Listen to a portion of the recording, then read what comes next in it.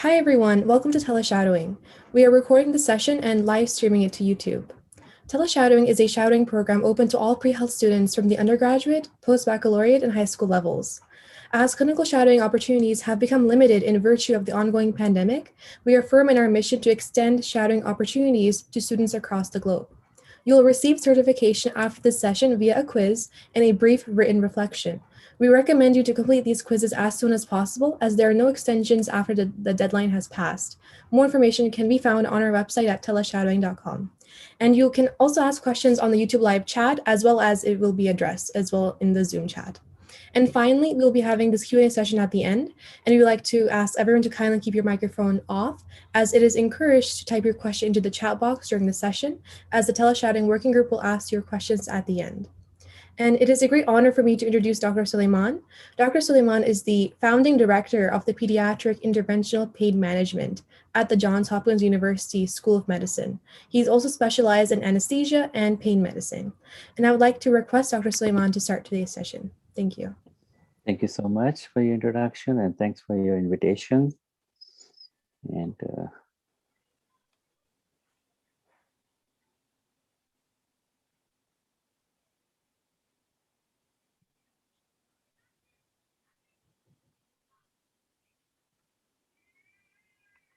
you can see my screen? Yes, we can. Is it maximized now? Yes. Perfect. Okay, great. So we can start the session. So no disclosure.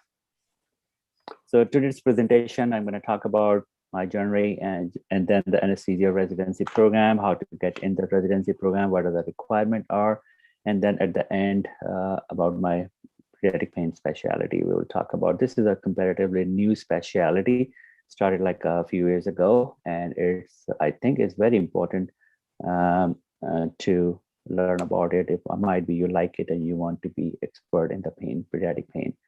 So this is the toughest part when you guys asked me to do it, and I never have experience of doing like telling my journey and like what I did. This is the first time I'm making the slides, and hope I can able to do the things that you wanted. And so it was a recalling all my past. It was a mixed feeling, some good and some bad, but anyway, it was a learning experience. So I'm a graduate from Jinnah Sindh Medical University in Karachi, Pakistan, and the 5 years program over there. And then after graduating from the medical college or school, and then I did my house job, which is equivalent to internship here for 1 year in 6 months medicine and 6 months surgery. And then after finishing my house job, then I will work in a private practice for a couple of years, and then I moved to Canada. My whole family moved to Canada. In the Canada, it was a new place, new culture, and everything is new. So I have to start from my scratch. And there was a system to get into the Canadian medical system, like by doing a Canadian exams. And there was another option for me to do a USMLE exam and then go in the USMLE system. So while I'm preparing for exams, so I decided to go for both exams. So I did both exams. And then I realized at that time, like about 20 years now, so it's like the Canadian system was a little bit difficult for the international medical graduate because they have a limited seat at that time, but now they increase it. And so in the United States, there's more opportunity to get into the residency. So, and then I decided after completing my exam, I moved it to the USA. And one of the reasons is as international medical graduates, I don't have a clinical experience in the USA. So I need to do some rotations or clinical rotation. And then I did my clinical rotation in different specialty. And again, as an international medical graduate, it's like what opportunity you are getting. You have to take that opportunity. So I was rotating in internal medicine, cardiology, oncology, nephrology, and anesthesia. So when I exposed to the anesthesia during my clinical rotation, so I really enjoy it. Unfortunately, we have a rotation in my med school for 2 weeks of anesthesia, but I took a time off or vacation at that time, so I didn't get exposure of anesthesia at that time. But when I did my this rotation, so I really enjoyed, and at the same time, I got opportunity to get a position as a research fellow. So that was more, I was physically practically involved in doing the anesthesia for this research. And this research fellowship is for 1 year. And during this research fellowship, I got opportunity to publish 4 papers. And also I got an opportunity to do a presentation in international or national meetings.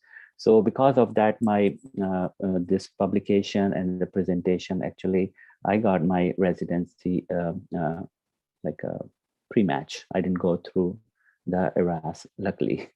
And so I get into the residency.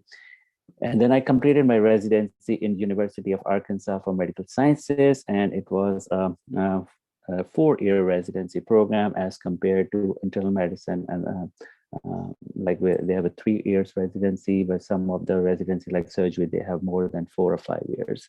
So it was a wonderful experience. And during this, my anesthesia residency, I got exposure of different subspecialties in the anesthesia.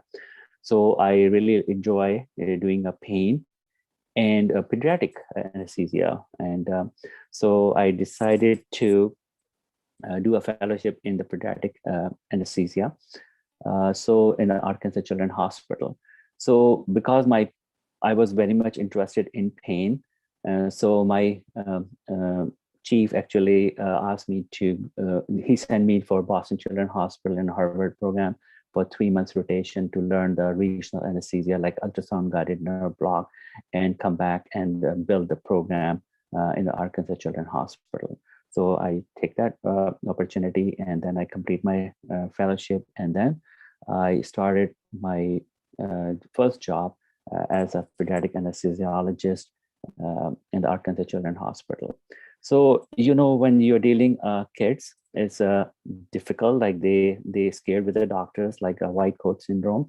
And on the top, if they are going for the surgery, that's very anxiety provoking. So they become very anxious, what's going to be happen and so what I thinking about, okay, we need to do something different for these kids. So I introduced not myself as an anesthesiologist to these kids and the family. I introduced myself, I'm a captain of Dreamland and I'm going to take you to the Dreamland ride. So then they become a little bit, oh, right, that's fun. So I use this costume, which I built it myself. And instead of wearing a white coat and a scrub, I usually wear these, they feel fun. And then I do a fun activity. Most of the pediatric anesthesiologists, actually, they are very friendly with the kids and the family. So they know this is a very difficult time for them. So we try to make them happy or make them give them some smile so they feel comfortable. It's very challenging, especially for the parents and for the kids, to take the kids away from the parent for this anesthesia. Sometimes we use a medication, but I think if you can do these kind of some fun stuff that make both parents and the patient comfortable. So then I call myself as a captain of Dreamland. So I work for 5 years as a pediatric anesthesiologist and was doing mostly acute pain, like the regional anesthesia means nerve block.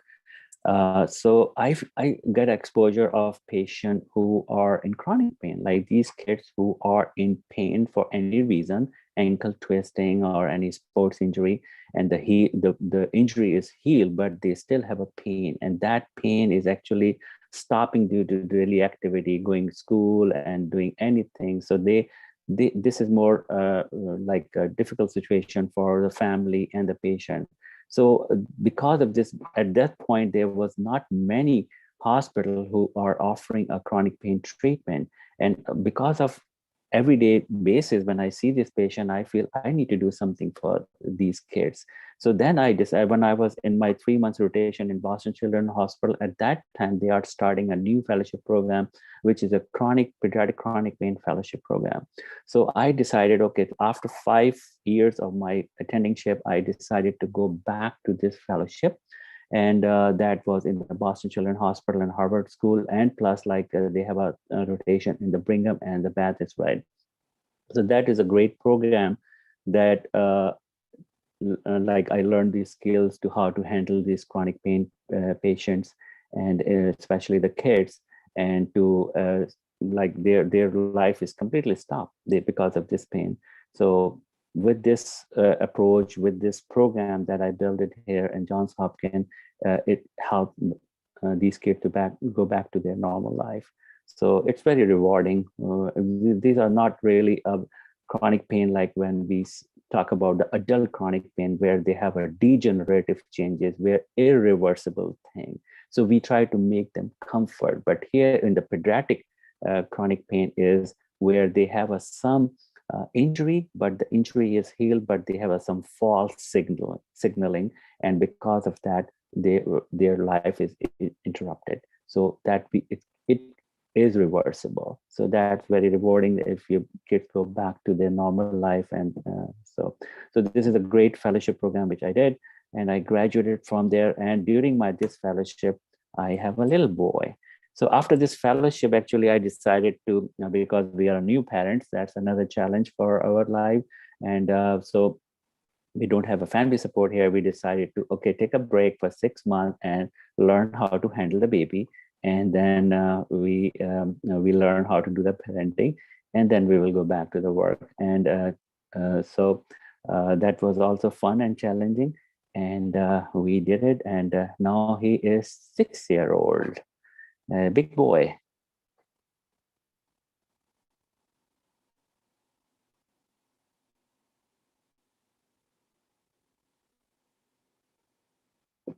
So mom think that I spent so much time to train on to saying this, might be. So anyway, so during my 6 months of break, I did interview in different programs, and about 10 programs, and all of these programs want these services. But finally, I decided to join the Johns Hopkins because they are more interested in this program to build and help these kids. So then I developed this pediatric pain rehabilitation program, and I am here from last almost of more than 5 years, and helping these kids. About my teaching, my another passion, I do lots of teaching and in my career. And when I was in Arkansas Children's Hospital or the University of Arkansas, when I trained for this nerve blocks, I came back, and under my first year of faculty, I did this ultrasound guided regional anesthesia workshop on cadavers and on the life model. Also, I do a residency, resident teaching, monthly teaching, and that is like on the life models. We scan it and show how the structure look like, how the nerve look like, and how to target the nerve. Also at that time, because of my teaching, I got a Dean Residency Award from the University of Arkansas. When I moved to our Hopkins, so also I'm doing a monthly teaching here, and with the simulation training, and also I launched the first regional anesthesia workshop, and it's a national meeting for the Johns Hopkins. I was also involved in the American Society of Anesthesiology. It is one of the international meeting. It is the #1 meeting in the anesthesia. And since 2011, I'm yearly, like annually, I'm doing this teaching for a national and international faculty. You can see here, so it's a like live demo and live very interactive workshops. Plus, I'm involved in the Society for Pediatric Pain Medicine because we think this is important to promote the pediatric pain medicine. And so I'm one of the founder members for this society. And also from education point of view, I was also leading 2 workshops. One is ultrasound guided chronic pain interventions, and also the basic regional anesthesia workshop with the simulation training. and actively involved from last 7 years with the Society of Pediatric Pain Medicine. So where I build a team. So last year I was a meeting chair just before the COVID, like in February, and we have a COVID and everything shut down in March. So luckily we have this meeting in Bahamas. Is a 3 days meeting where I was a meeting chair, and we did all the educational activities. This society is actually for all providers who are any specialty, who are interested in the pediatric pain, so they can come and join and learn what is the updates and what is the latest things going on to manage this chronic pain or acute pain. Not only that, internationally invited in different, like every from last 3-4 years, I'm going in Pakistan and doing different these workshops or the talks in different universities across the Pakistan. And this is one of the teaching session in Peshawar. And also I was the invited speaker or the course director for a SARC conference, which is a eight South Asian country. They have it together, this organization, and they do this anesthesia conferences every year in different countries. And this was in Pakistan. And I did a chronic pain talk and also did a workshop for regional and chronic pain workshops. Also, because chronic pain is my like focus, we are also doing a Johns Hopkins from last this 2 years. We are doing management of chronic pain in children's conference for all providers, like any specialty again who are interested. So we have a very interesting topics or the presenters who help to teach the providers to how to learn and how to manage the pediatric pain. Also wrote a chapter in one of the pain book.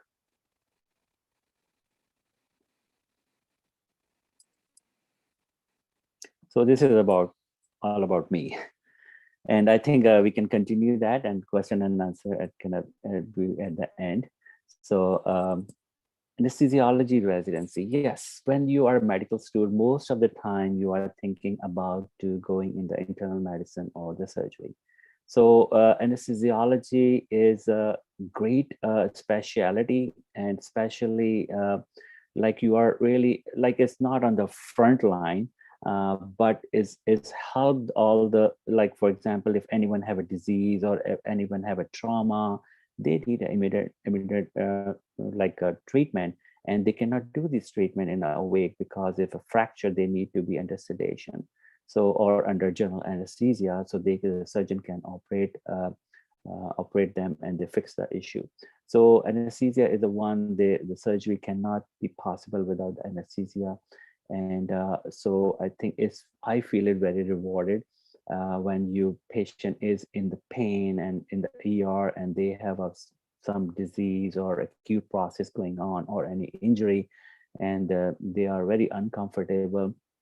We take him in the OR, give anesthesia, have a surgery done, and afterward, smoothly, and then they wake up, they're smiling, and especially kids, they want a popsicle or some juice or something. So it's very rewarding to see what the patient was before the surgery and what the patient was after the surgery. Definitely with the surgery, it's without the anesthesia, it's impossible to do the repair or the fix the problem. So definitely, I feel very rewarding and instant rewarding. Like sometime in the internal medicine and other ways, you work hard for a few weeks or months to fix that problem, but this is an instant, like you doing 4 or 5 cases per day, and you're helping these kids or the adults to back to their normal life. So I really enjoy it.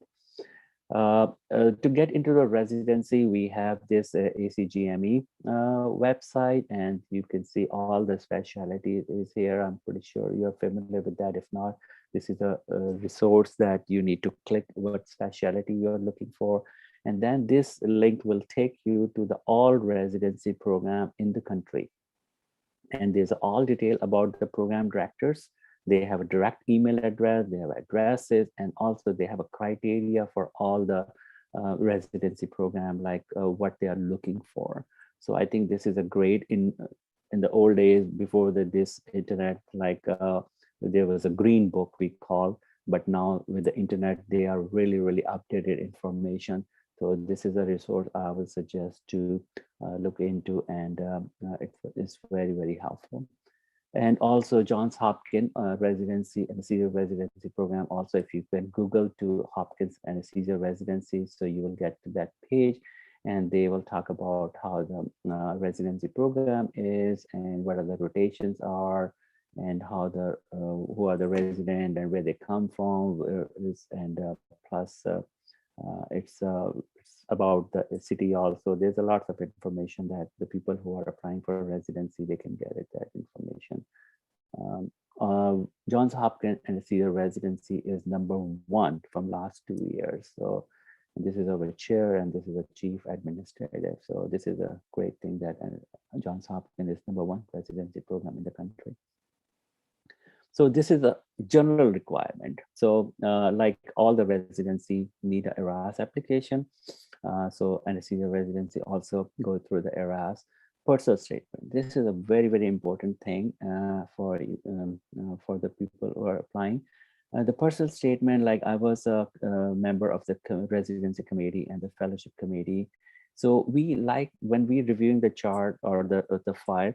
So personal statement is a thing that we really like to read and see why this person wants to be in this specialty. Special, like the anesthesiology, dermatology, these are the subspecialties where we really like to see if they have a real interest in this specialty, or if they really have done something to get into the residency.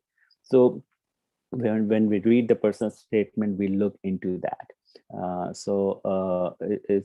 If this really person have done during the med school, they did electives on that specialty, that counts, or that's an effort for this specialty. Or if they have done some research or some write-up case reports, or something have done at least, or the poster presentation. So that shows us, okay, this person is really he's spending a time to understand this specialty. So that is really very important, I say, #1. And especially, I think since last year, I believe there's no more scoring in USMLE score. So now it's only pass and fail. So I think at this point it's very important to have done something different to get into the residency, like really research or some publication or some electives.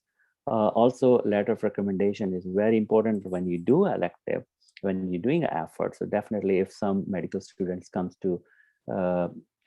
they come to me for a rotation, and that's the first thing I say, okay, you wanted anesthesia, like that impressed me. Okay, this person is doing an elective and coming here for residency rotation and rotating with us. So that's #1 thing that impressive. Definitely, when we write a letter of recommendation, we will write a good recommendation that this is an extra effort or so doing to get into. So I think that's important. If you do electives or doing a rotation, so you will definitely get a good letter of recommendation.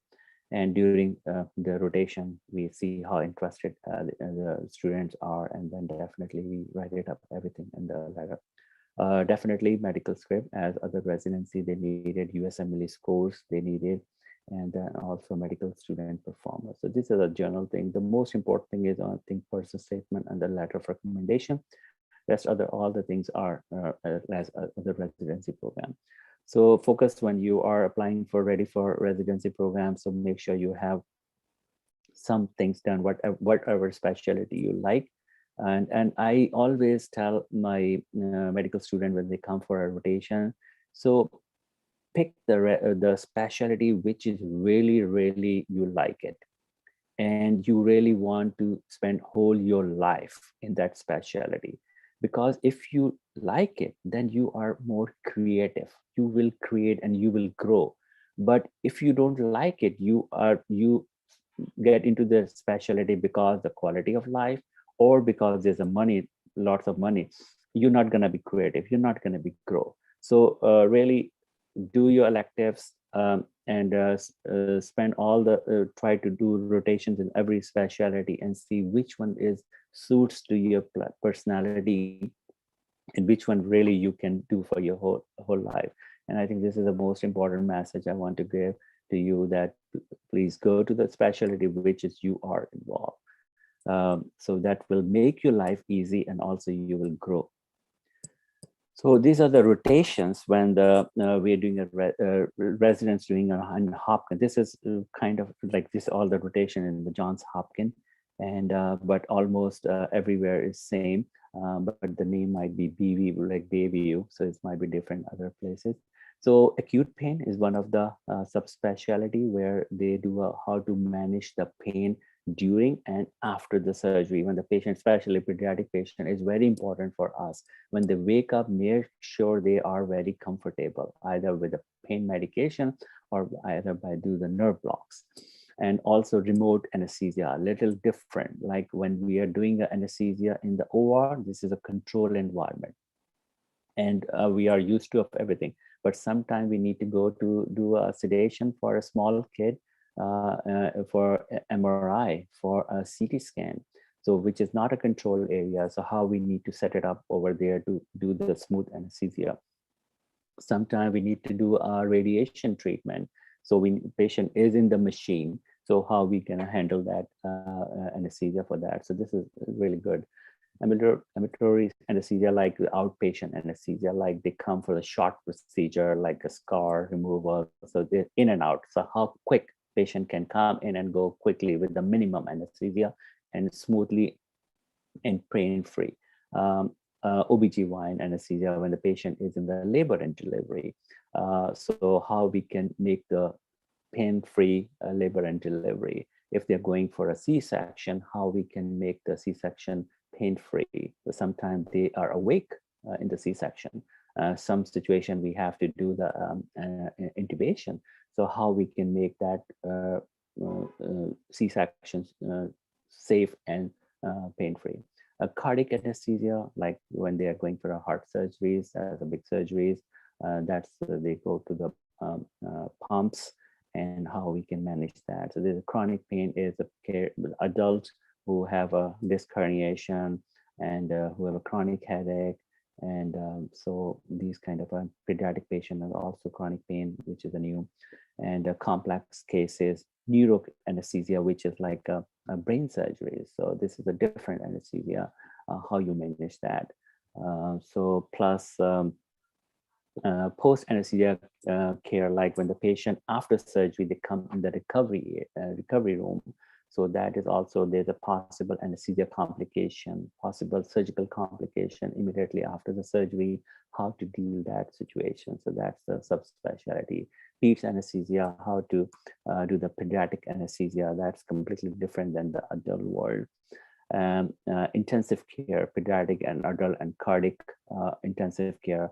So anesthesia is very much involved since last 10 years, I believe, to be a part of the intensive care unit. So nowadays, like in Europe, the anesthesia ICU run by the anesthesiologist. But here we are now, more anesthesiologists are involved in ICU care because we deal the airway, we deal the ventilators everyday basis. So, so we cover that part.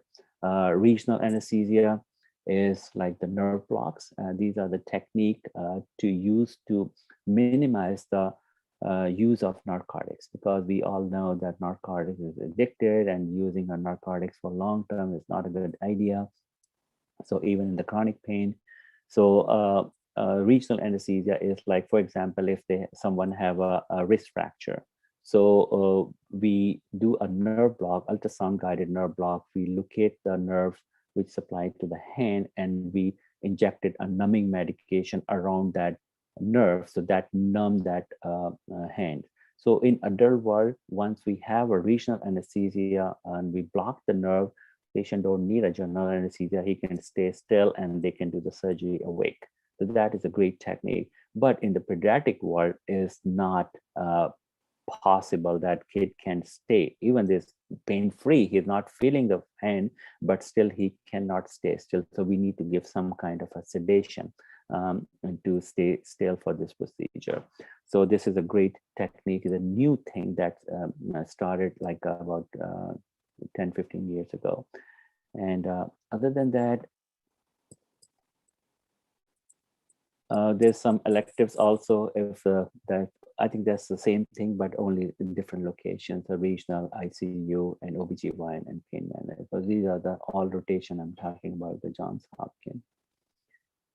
So this is done by the residency. I'm sure you guys have some questions, so I will take the question at the end of this presentation. So now we will go and talk about the pediatric chronic pain. As I said, this is a new specialty, and this is a big need in the pediatric population, because when the pediatric patient have a, as I give you example, someone is running in the park and they twist his ankle and then he have a start pain.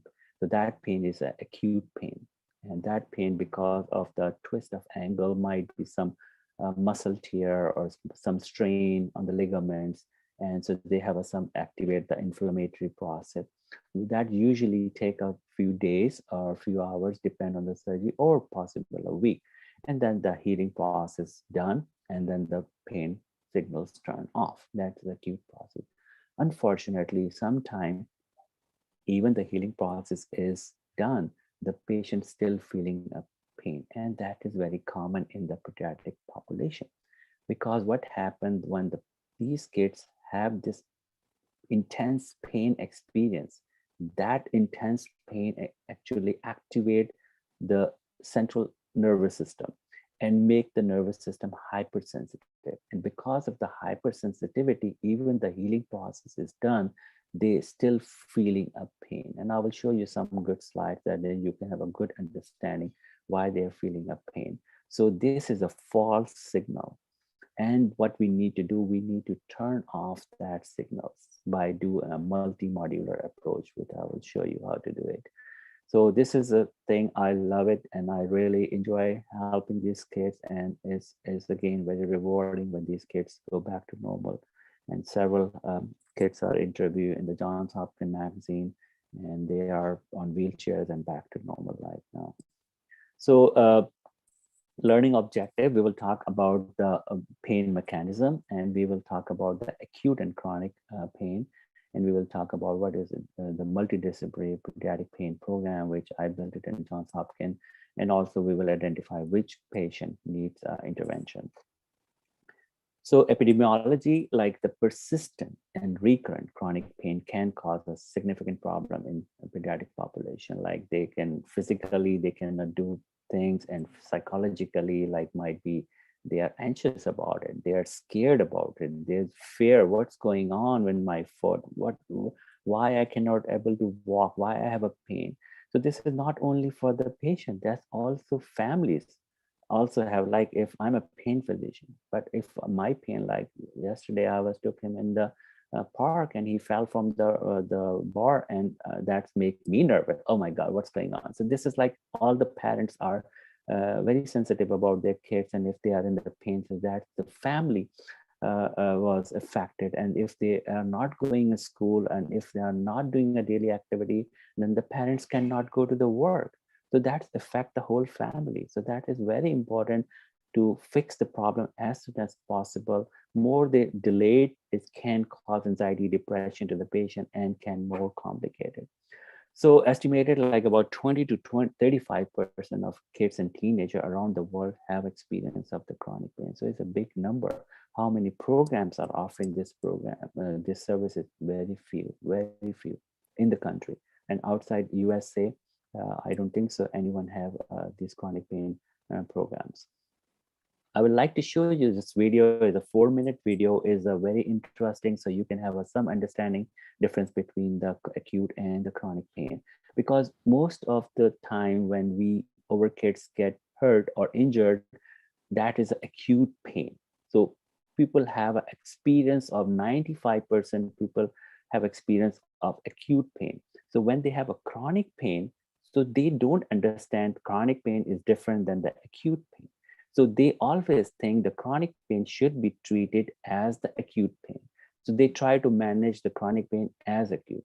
So that is a very important thing to understand, and I hope you Dr. Suleman, sorry to interrupt. There's like is there sound on the video? yes. All right. I don't think that we're able to hear sound, so I think Okay. reshare If your. not, let's try. If not, then I can skip that video and I can explain that video. Oh, no, we can hear it if we just need you to reshare your screen with audio on. That's all. Okay, let's see. Let me know if you hear that.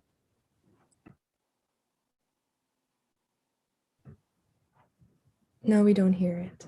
You don't hear? No, but we can actually have it share the audio. You just have to click on. Okay. All right, no problem.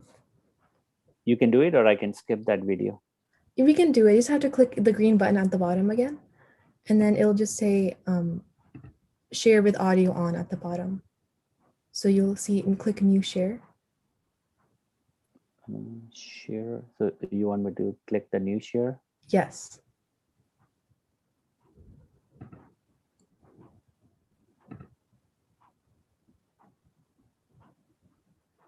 Share.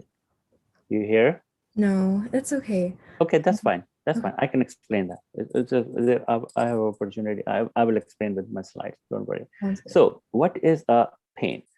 Pain is unpleasure, sensory and emotional experience associated with actual or potential tissue damage, or described in terms of such damage. So this is the definition was described in 1992 by the International Association for the Study of Pain. We also say is the electric signal or message that travel to the brain and all the process in between spinal cord and other thalamus and everywhere. It is complex perception that take place at the highest level of the central nervous system. And it is a subjective phenomena where the cognition, memory, and emotional all contribute to the individual pain experience. And that is important in the pediatric patient because they have the experience, the experience of the pain. Like for example, someone in the past, they have a foot injury, and they have a 10 out of 10 pain even for the short time. But the experience of the pain they have, now he's going for a surgery, he will remember that experience. And now he, even before starting a surgery, he is so much scared about that, to having a same level of the pain. And sometimes that pain actually make them emotional. And I will show you, is the limbic system is also affected when these signals go to the brain, and that contributed and changed their mood and make the anxiety worse, or make them depressed, and that's also amplify the pain. So that is an important thing. But pain is whatever the patient say it is, and exists whenever the patient say it does. It is important. Most of the kids, when they're going for in the any physician, they look into, they do the imaging, they do the test, everything is normal, and they say, oh, it's in his head, and this is nothing going on, is fine. So that is actually further traumatize the patient. No, they have experience, they have sensitivity of the nervous system, they are experience the pain. If they are saying in pain, they are in pain. And kids are very honest, and they if they have a pain, they will tell you the pain. But if they have no pain, they will run around.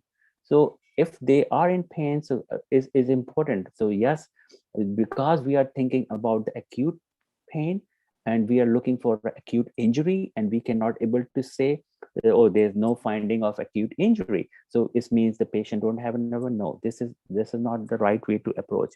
So we need to have a right proper person who can handle that, and who can deal that, to be investigate what's else going on, and to need a more comprehensive history, and more some examination, to figure out, is there something else involved or not. So you will know in next few slides. So that is important thing, is if somebody is in pain, it means yes, adult who are drug seeking, they can manipulate and they can see. But I don't think so pediatric patient, until there is some gain, with very, very rare chances. I am practicing in Hopkins 5 year. I have not seen anywhere the gain is. No one wanted to be their kids be in the medication or in pain.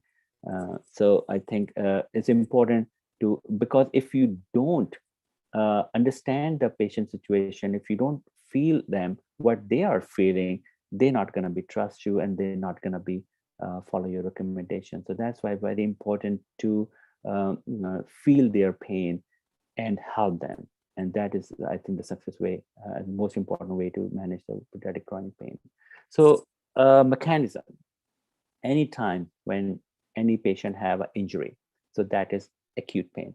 When they have acute pain, there was a chemical mediator release, and these chemical mediator actually synthesize or synthesize the nerve ending, and these nerve ending, actually these signals goes to the spinal cord, to the brain, and the brain, when they get signal, brain says stop, there was some injury, don't move, take a rest. And that's okay. For the acute pain, it's appropriate to take a rest, let the heal injury, and then you can, when the signals turn off, with all the chemical mediators gone, then the pain signals turn off and the kids go back to the normal life.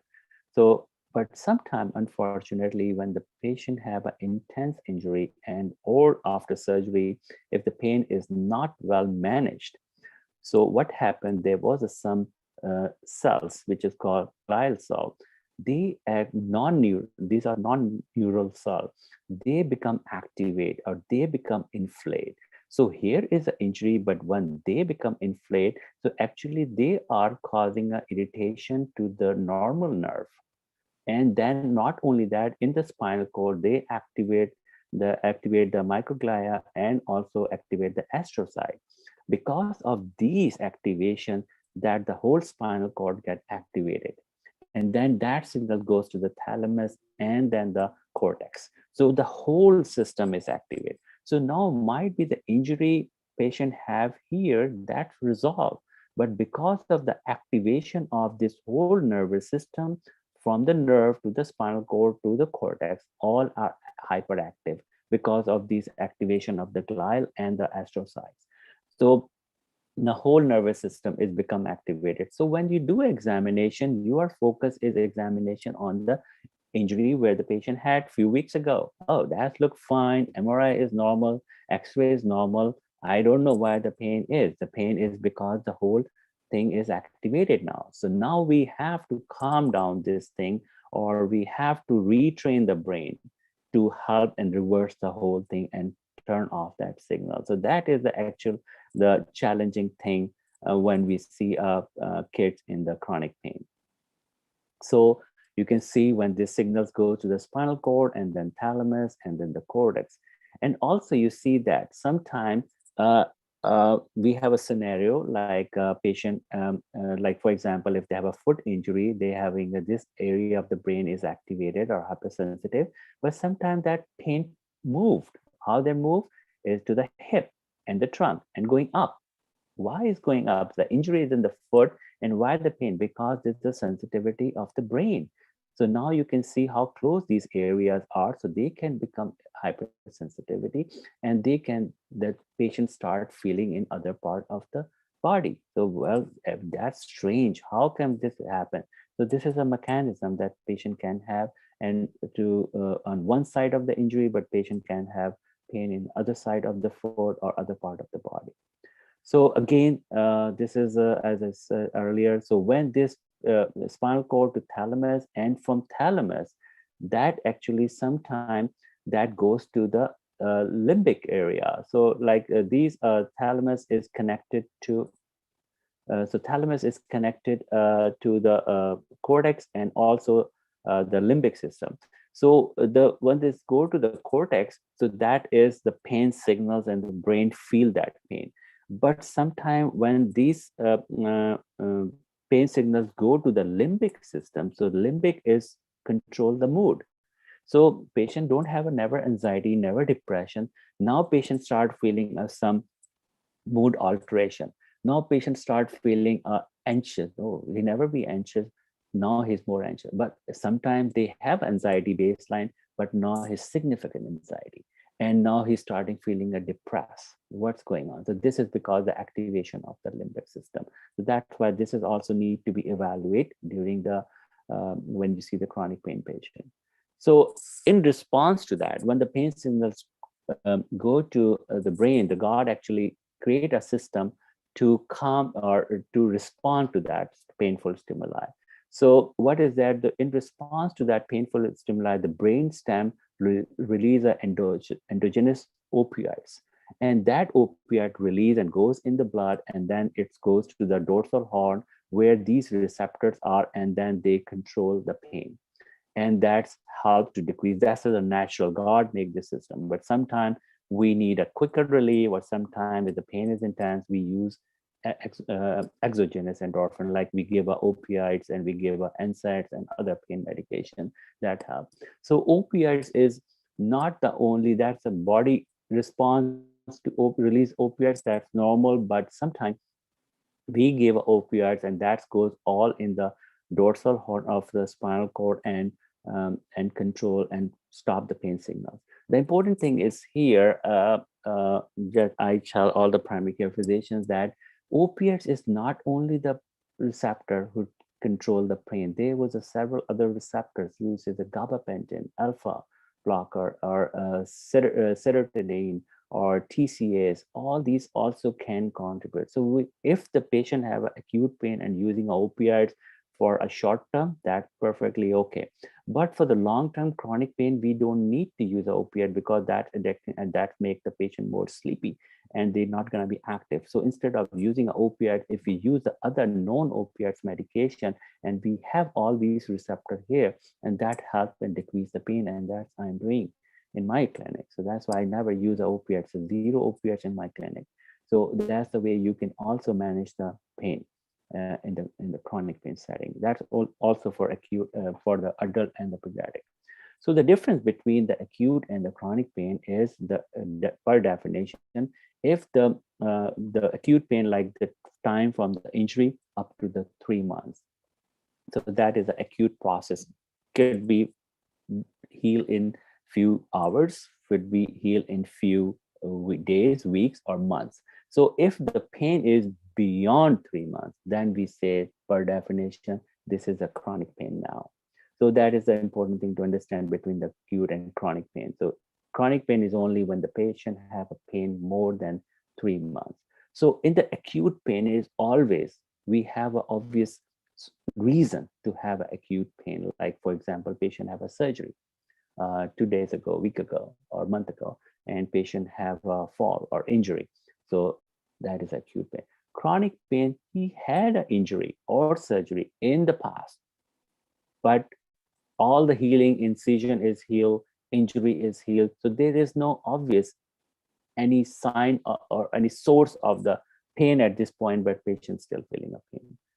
And so that is most of the time, as I discussed in the past, like these acute pain is usually healed, and chronic pain is like acute pain is go away when after the healing, but the chronic pain is persistent even after the healing.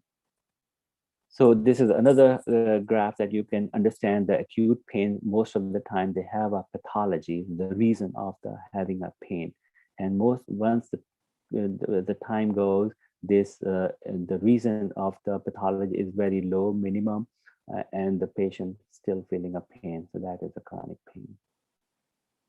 I try to make an interesting slide for you so you have a good understanding.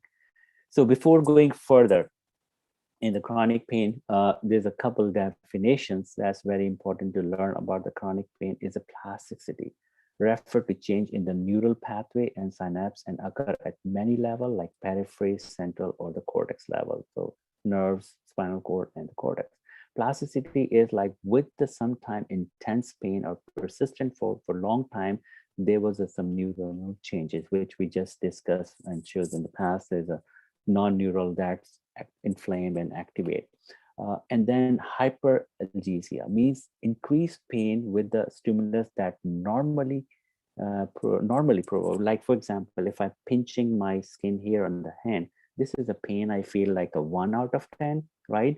But if you pinch this much, the pain, the patient, chronic pain patient, he's gonna feel 10 out of 10 pain. So this is a hyperalgesia.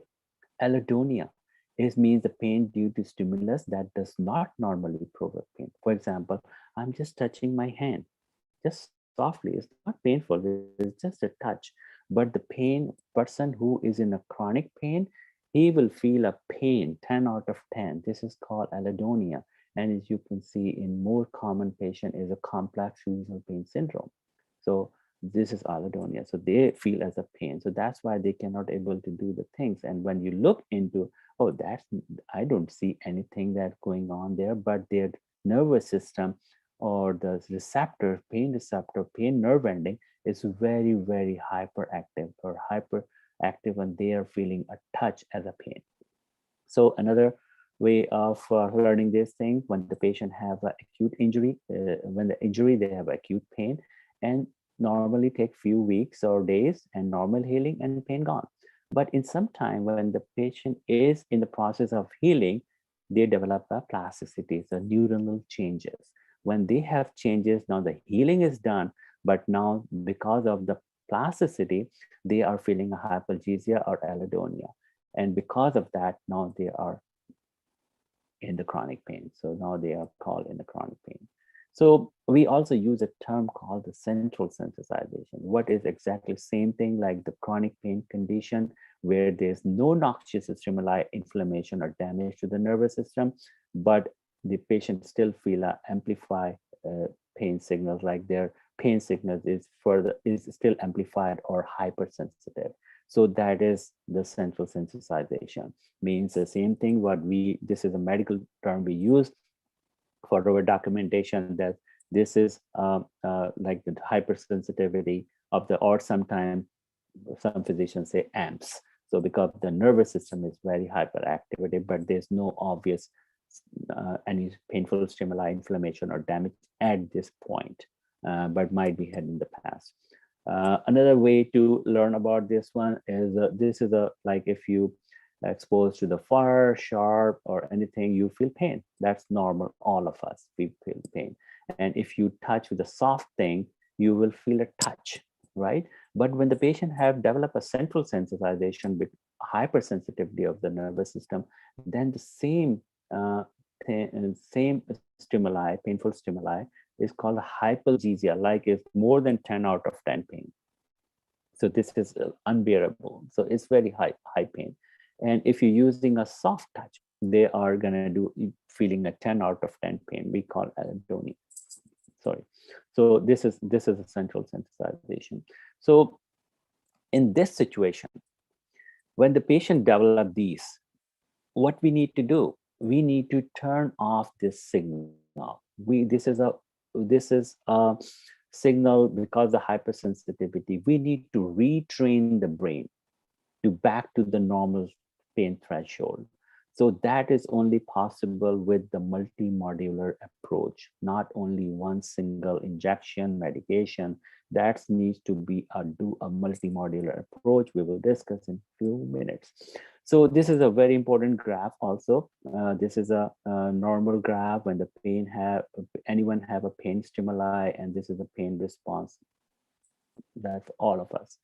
And in some time in a chronic pain patient, actually that graph shift to the left.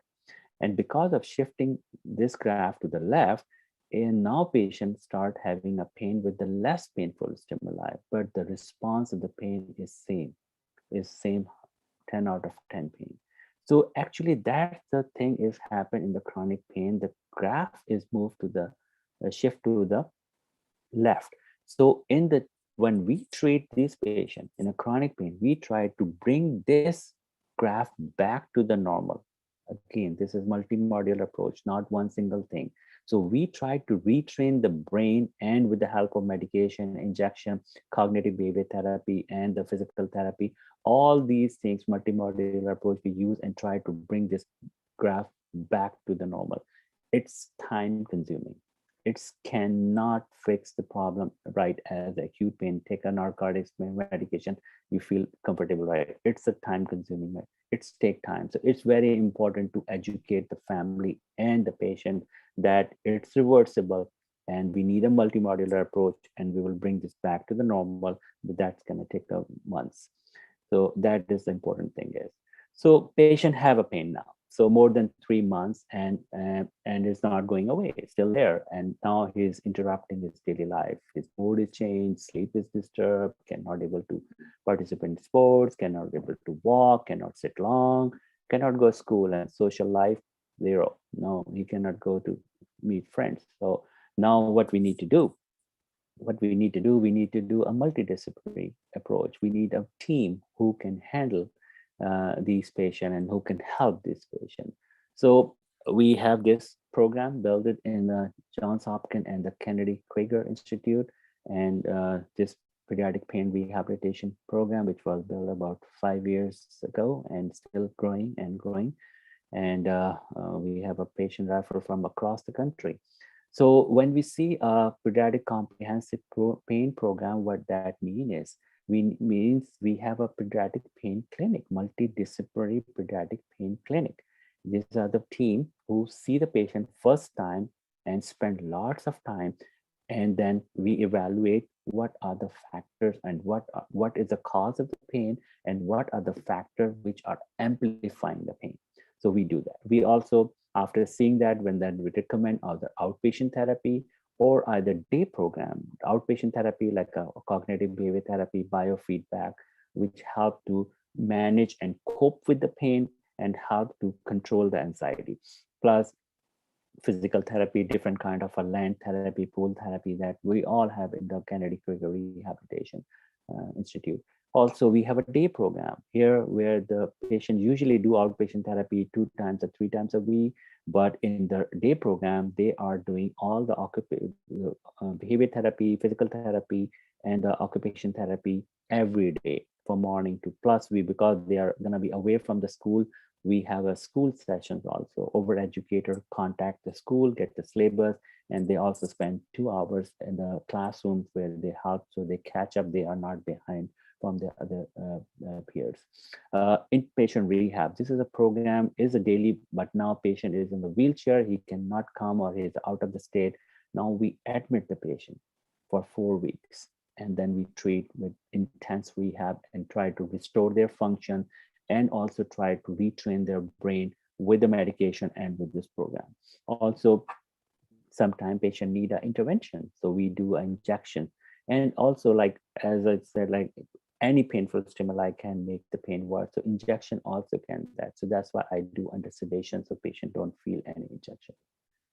So patient asks what kind of a chronic pain kids have. The patient chronic pain because of the injury, because of the surgery, and because of the complex visual pain syndrome. Sometimes the pain is so intense that they become convulsion disorder, like they feel like they cannot able to walk, they cannot able to move their arms or legs, but their neurological function is normal by the exam, but they are not moving because the fear or the sensitivity of the nervous system. And also amps, sometimes they become deconditioned. Hypermobile kids who are EDS, I have a good number of patients, like about 40 to 50% patient in my clinic who are hypermobile, and they develop a chronic pain because of the persistent joint pain, and they have a continuously have a stimuli from the different joints, and they activate the nervous system. Functional abdominal pain, kids have every morning when they get up, they have abdominal pain because might be there was some GI viral or something illness, but now there was some stressor at school. Might be she don't like a school math teacher, or might be some bullies at the school. So that stress is trigger and further activate the abdominal pain. A migraine, chronic fatigue, POTS, who are not deconditioned and not like active, they become they have a general body pain. Sickle cell patients, they have a reason to have, but they also chronic pain patient. So when I say the multidisciplinary pediatric pain clinic, so we have a pediatric pain physician, we have a child psychiatrist, we have a nurse practitioner and pediatric psychologist, pediatric physical therapist, social worker, and the RN. So this is the frontline team. So this team is actually divided in 2 teams. One is a pain physician and physical therapy, and the other team is behavior psychologist, psychiatrist, and the social worker. So physical therapist and pain physician, they spend a 1 hour with this patient to do a comprehensive history and then do a detailed examination to see if any residual injury or anything that causing this pain. And then the behavior psychologist, psychiatrist, and the social worker, they spend another hour to find out if they have any stressor in their life, any family stress, any divorce going on, any bullies at the school, any siblings stress, or anything stress that's contributing or amplify. Most of the time, the kids we evaluate, they have a multi-factorial, causes. Like they have an injury, but at the same time, either they have an anxiety baseline, which was never diagnosed. So that's why we have a psychiatrist in the team. If they have a like 10 years old, how do you, it's gonna be hard to know if the patient is anxious or have anxiety or the depression. So that's the psychiatrist job is, and the social worker is trying to figure out the family dynamics, how the stressful is the family life is. So because all these amplify, if the patient have a pain experience with the other stressor, that's amplify the pain. So when we are seeing this patient or with all team, so when we are treating this patient, we treat it all the things same time, so we can help and restore the patient function. And then once we after the, and our focus is mainly pain history and what's impact, is that impacting daily activity, is that impacting school, social life, all these things. So that's give us an idea how intense is the pain is, plus biosocial influence like family, schools, and all these things, and the physical examination. So these are over all the things we look into. And once we evaluate both teams, then we, as I said, like this is all like a mechanical issues and as a social stressor or any baseline psychiatric issue which was never diagnosed. So we look into all these things. So once we have both teams see this patient, then we come back and sit all the experts on one table, and then we discuss this case, and then we get the input from everyone. Okay, this is a stressor, this is contributing, this is amplifying pain, and then we have. Once we have that, actually we because of this COVID now we switched to the Zoom meeting. So we are still doing this evaluation by the Zoom, and we are doing a virtual exams. Yeah, we set it up exam that we ask to do the patient, and plus we ask the family to help to do this exam. So we are doing a virtual exam. So again, when we have a discussion and we conclude, okay, this is a thing going on, this patient, and this is a plan we have, and the whole team go back to the family and the patient and spend another half hour to explain the mechanism of the chronic pain and what's going on and what's triggering it, what are the other causing, and what is the plan and how we're going to manage this pain by plan A and plan B. So by spending this much time, the most important thing is the bonding between the patient and the providers. We build a bond, because other places they go for a 15 minutes and they explain, and we have a pain, and the doctor is have only 15 minutes or maximum 30 minutes to see the patient, and he cannot get into, her focus is only where the injury is, and he said there's nothing going on in it. But when we spend a 3 or 4 hour on each patient, so they really know, we know everything about the patient, and they feel it like these are the team who really know about me, what's going on. So that is the first thing that help us to build a bond.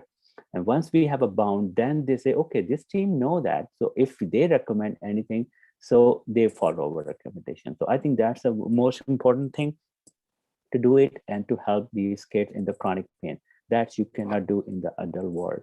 And might be they are changing, but again, some insurance issue, billing issue, it's a little bit difficult to, but in the pediatric model, it's very successful. And even there's a billing issue, but still I like to do it the same way. And again, as I said, we don't use narcotics at all. There is no role of narcotics in chronic pain, because some of the physicians who write narcotics, because they are dealing the pain as an acute pain. But chronic pain, actually, what do make the patient sedative because there's no injury. We wanted to active that patient and back to the normal life. If you are patient on depending on the narcotics, he's going to be sleepy. He's not going to be active or participate in the activity or the physical therapy, and that's not going to be helpful. So most important thing is when we are in our rehab program, we number one thing is we restore focus on the function restoration. So restore the function and improve the function. And remember the graph, the shift for the left, we are trying to bring that graph to the right, back to the right. So how we can do by restoring the function. As you restore the function and patient start moving, he's on wheelchair, but now he's moving. So now he's retraining the brain, and he is retraining the brain, and his pain start going down slowly. And also in addition to, we do injection and we do medication, but we focus on the first to restore and to show the patient that you can able to move, because patient have a convulsion disorder. He cannot move his leg at all. He cannot walk. But when we help him with OT or PT and restore his function, then he start, oh, I can move, I can stand up. And then that helps to decrease his pain and sensitivity of the nervous system.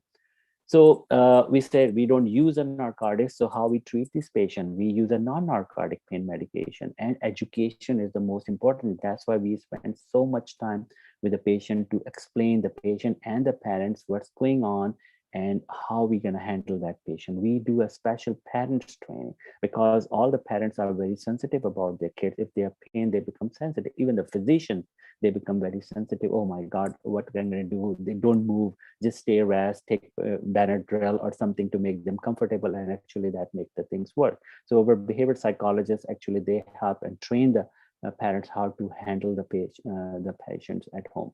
Outpatient therapy, we offer PT, OT, cognitive behavior therapy, feedback.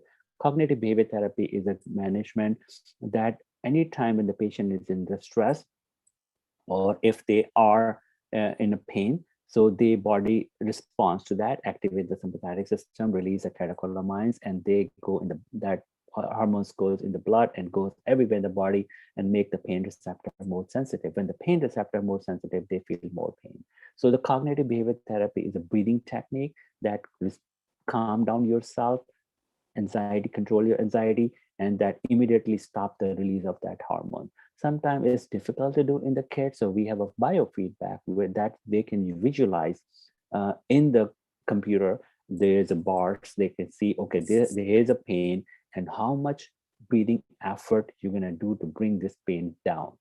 So that helped to train that. So that's we use this biofeedback. Nowadays we have some iPhone apps also that they can use it at home, and they can practice how to calm down and relax yourself and how to distract yourself from that stimuli. Also outpatient therapy, then as the intense program and the inpatient rehab and the other things. So sorry, narcotics.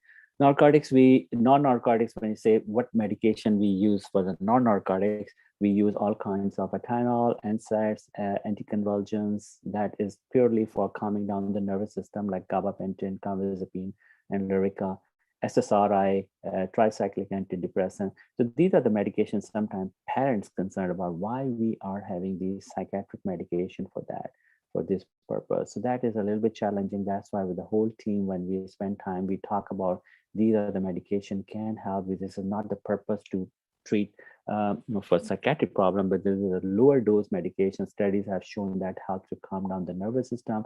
And if they have some anxiety, that also sometimes cognitive behavior therapy is not helpful for the significant anxiety, then we need to add this medication for short term to control anxiety, reverse everything, and then stop. Also, tricyclic antidepressant and local anesthetic patches or ointments, and all these things we can use it for that. Education, as I said, is important to teach the how to deal the parent. And trust me, 95% satisfactory rate when we do a first evaluation. The patient understand what's going on, and patient know how to handle the situation. So that's the worth it to spend that much time. Outpatient setting, I said, like the line therapy, pool therapy, cognitive behavior, biofeedback. Sometimes if there's a cognitive issue, we do a neuropsych evaluation. and also medical follow-ups. And in intense, so rehab program for we call specialized transition program, which is a daily program for 3 to 4 weeks. Also do a physical therapy, occupation therapy, behavior therapy, daily basis. Also group therapy. Sometimes there's a same chronic pain patient. We have a 3 or 4. We do group together, and they inspire with each other. Oh, that person can do more. I can do more too. That help. And we do a class time also 1 to 2 hours daily. Inpatient rehab is like 4 to 6 weeks daily. PT, OT, daily behavior. Also, we do some recreational activity, take them museum and other activity. Child life is also involved to make them little comfortable. And also, if they need a psychiatry, we involve psychiatrists or PMNR, physician and pediatrician are also involved in their care for inpatient rehab. We don't, as I said, we don't ask for a pain score. We are more focused to restore their function. And at one point, we ask the parents to leave. The patient is on their own, and they can focus on their functional level and restore.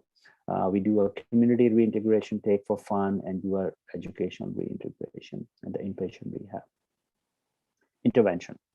So in the intervention, this is also a very rare because the kids usually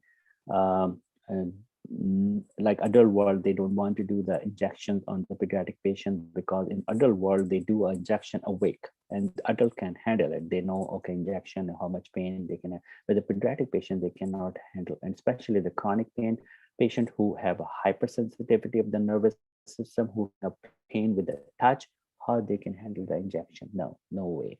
So that is, if you're doing an injection awake, that is even teenagers who understand, but that's, you're traumatizing them. So what I do under the sedation. So I take this patient in the OR and do either ultrasound guided or X-ray guided and do the injection. And then that helps to restore their function and the pain. So when I say the injection, what kind of injection we do in the kids, like do epidural steroid injections, sometimes disc herniation when they are soccer player, hit themselves disc herniation, facet cheerleaders can have a facet pain, or they have a SI pain or the piriformis because of the nature of the activity during cheering. And also sometimes EDS patient, they can have some muscle or joint problem, occipital nerve block that is mainly for migraine and headaches. And that very helpful. Abdominal pain, sometimes patient have an abdominal wall issue, and that's all the GI test and exam is normal, but there is some possible abdominal wall nerve entrapment that can cause a focal nerve pain, and that is possible in the very active kids. Intercostal nerve blocks in the hypermobile patients, sternum injection is a hypermobile patient. Bursa injection in an obese patient, scar after surgery, sometimes they have a nerve entrapment, and peripheral nerve block and trigger point. These are the all injections we do with the patient. So important thing in the intervention, we do all the, as I said, all the procedure in the sedation, no office procedure. We have to give a sedation under anesthesia, like not the intubation or the gases, but just some infusion, propofol infusion or something to make them a little sleepy so they don't feel the needle. And so that is very helpful. And also, like I do no blind procedure, like blindly you are actually wasting the time because might be you miss if you're doing the blindly. So always do a X-ray guided or ultrasound guided, identify the target and inject it right there, which help. And it's only few hospitals who are offering this service, and the Johns Hopkins is one of the hospitals who are offering this service. Okay, so now I'm going to do a quick case, this 5-minute case. And so I will show you how we manage the patient by using all over tools. So that's, you can understand the whole presentation. So this is a 16-year-old female with the left, till 18 is a pediatric. So I see patient up to 18 years old.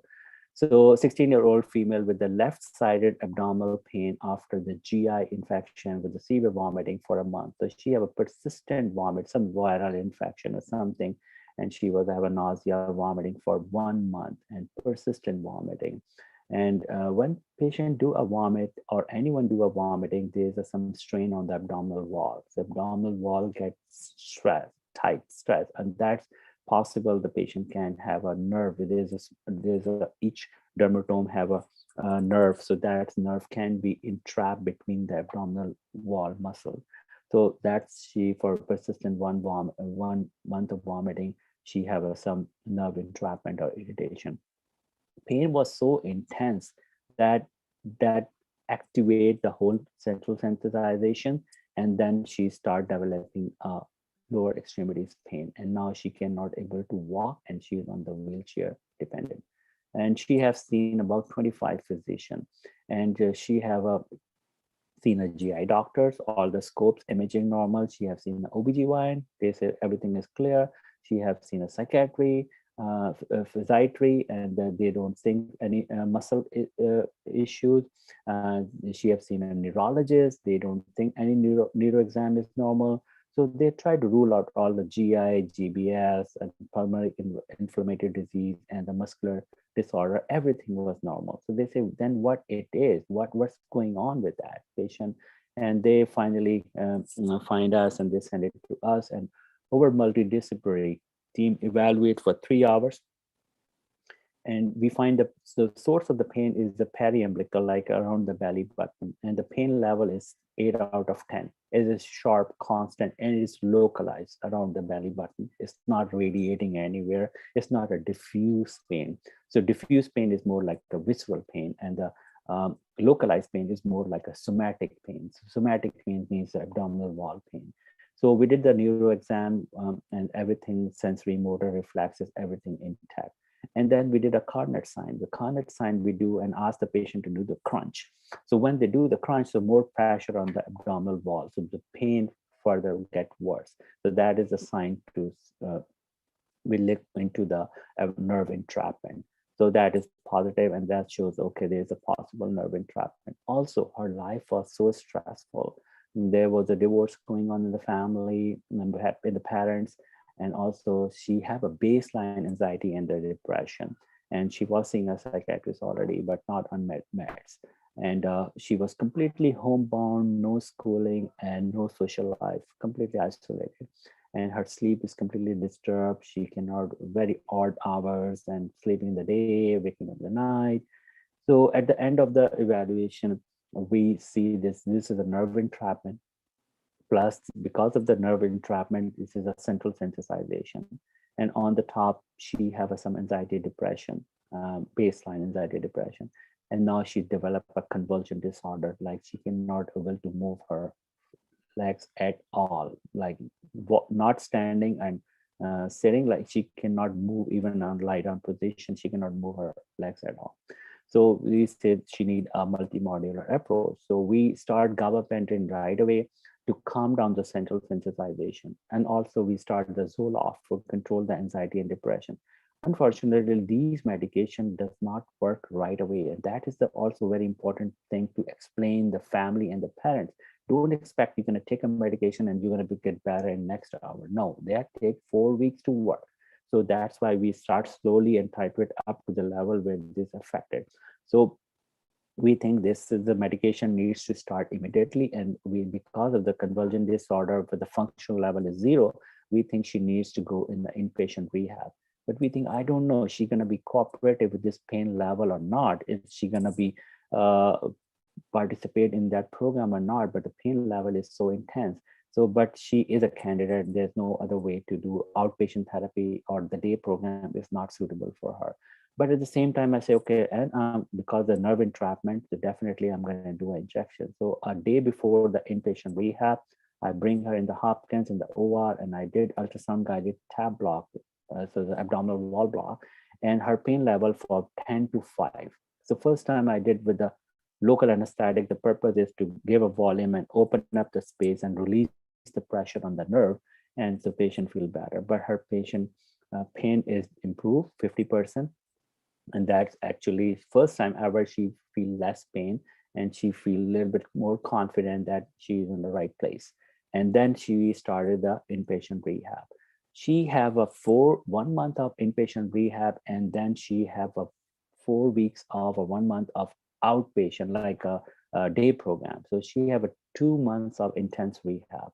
And after that, her function level is significantly improved, and she can able to walk and to do daily activity, and she back to the school, and she's back to her social life and seeing friends and everything.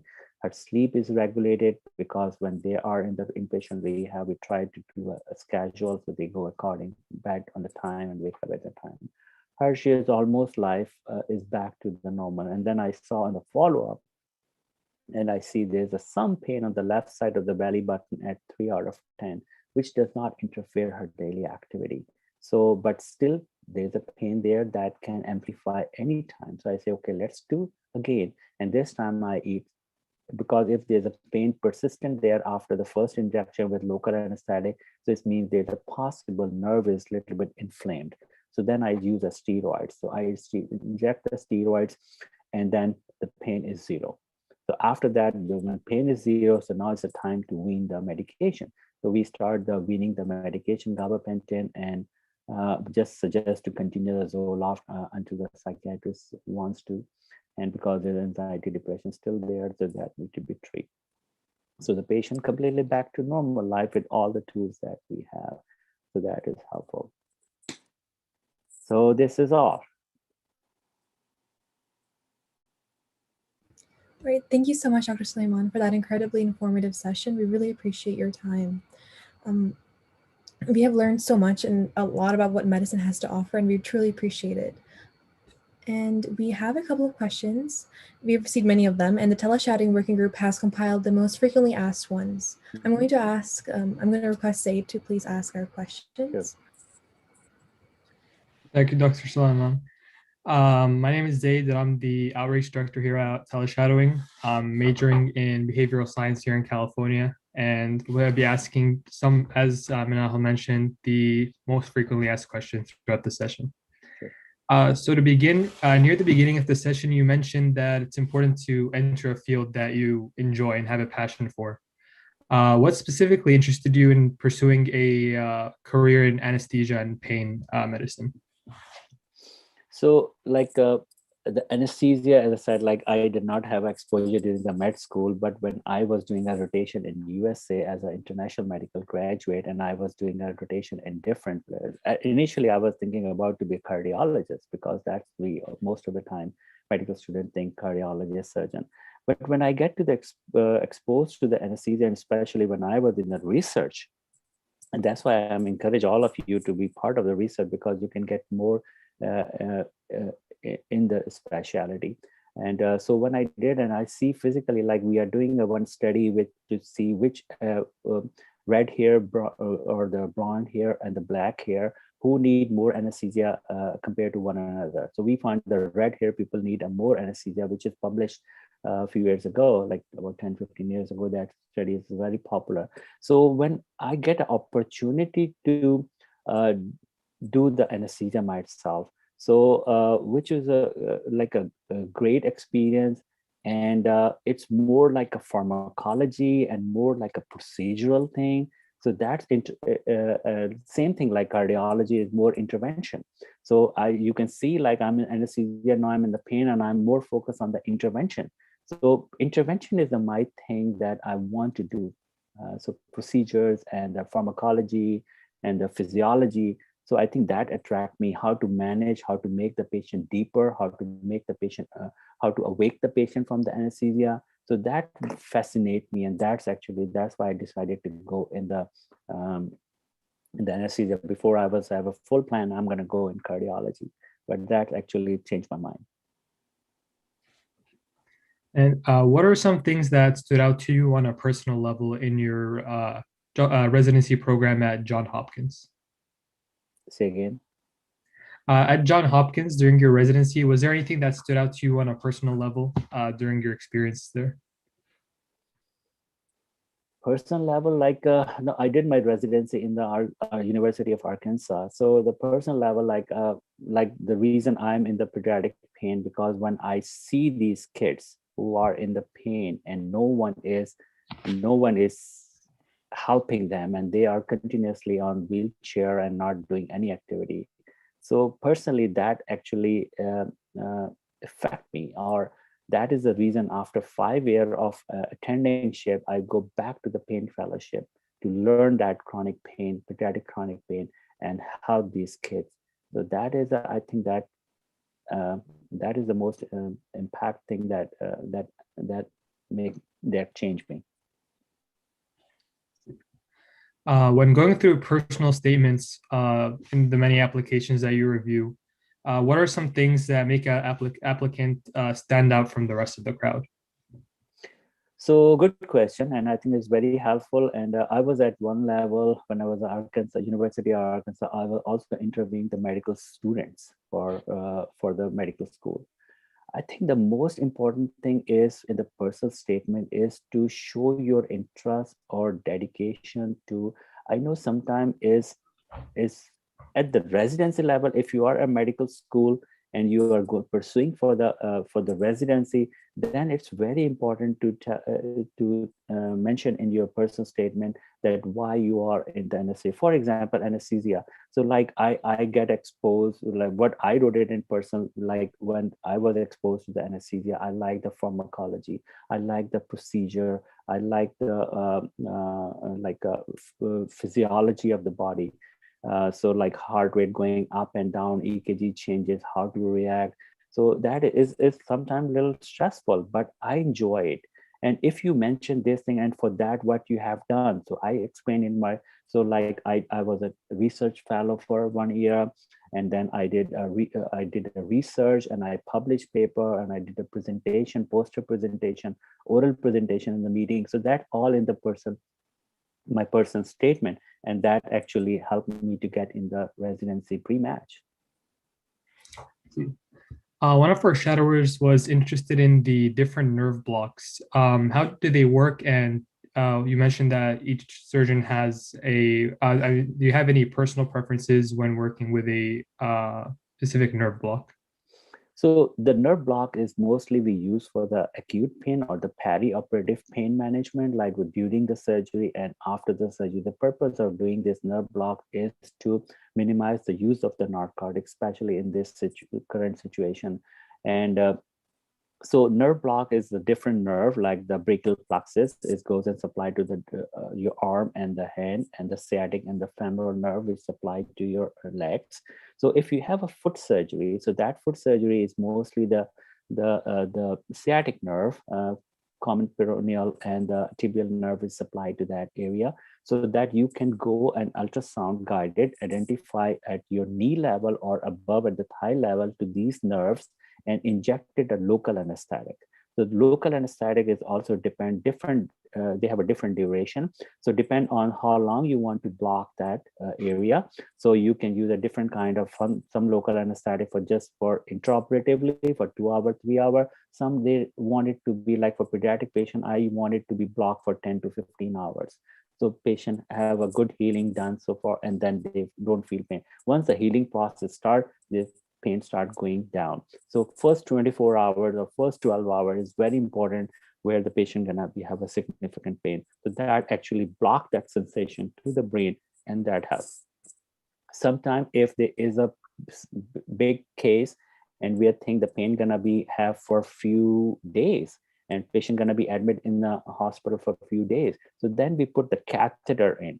We put the catheter in, and the tip of the catheter is close to the femoral or the sciatic nerve. Sometimes we do both catheters, and then we continuously injecting an infusion of local anesthetic, because the local anesthetic have some duration, max 6 hours. So then if you need it for more than that, then you have an infusion, and that infusion continuously giving a local anesthetic and continuously blocking that area, and the patient don't feel.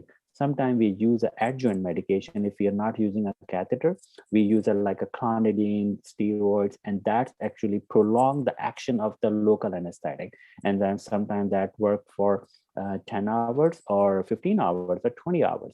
So that is the case for like overnight stay. A patient is staying overnight and going home tomorrow, then we use a single shot.